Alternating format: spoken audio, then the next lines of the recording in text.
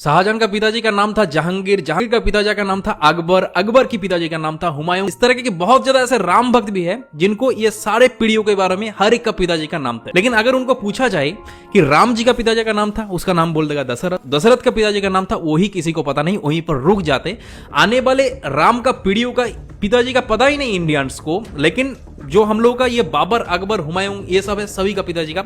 एक के बाद एक पूरा एकदम 7 पीढ़ियों तक नाम एक के बाद एक बोल देगा। तो दरअसल आज की इस वीडियो के अंदर आप लोगों को राम जी का पूरा पीढ़ियों के बारे में कि कहां से राम जी आए थे, वीडियो को इतने ज्यादा लोगों के साथ शेयर करो ताकि हर एक इंडियंस को ये राम जी का पूरा पीढ़ियों के बारे में पूरा पता चले। तो प्रभु श्री राम जी का पिताजी का नाम था दशरथ, दशरथ के पिताजी का नाम था अज, अज के पिता का नाम था नाभाग, नाभाग के पिता का नाम था ययाति, ययाति के पिता का नाम था नहुष, नहुष के पिता का नाम था अम्बरीशी, अम्बरीशी पिता का नाम था प्रशुशुक, प्रशुशुक के पिता का नाम था मरु, मरु के पिता का नाम था सिग्रग, सिग्रग के पिता का नाम था अग्निवर्ण, अग्निवर्ण के पिता का नाम था सुदर्शन, सुदर्शन के पिता का नाम था संखन, संखन के पिता का नाम था प्रबद, प्रबद के पिता का नाम था अंजुमन, अंजुमन के पिता का नाम था दिलीप, दिलीप के पिता का नाम था भागीरथ। और ये वही भागीरथ है जो गंगा को पृथ्वी पर ले आई, जिसको आप लोग भागीरथ के नाम से भी जाना जाता है। राजा भागीरथ के पिता का नाम था कुकुस्त, कुकुस्त के पिता का नाम था रघु, और ये रघु वही राजा है जिनकी नाम पर ये रघुकुल पड़ा है। ये बहुत ही पराक्रमी और तेजस्वी राजा थे। आज भी कहा जाता है कि रघुकुल रीत सदा चली, प्राण जाई पर बचन न जाए। तो राजा रघु के पिता का नाम था राजा असमंज, राजा असमंज के पिता का नाम था राजा सागर, राजा सागर के पिता का नाम था राजा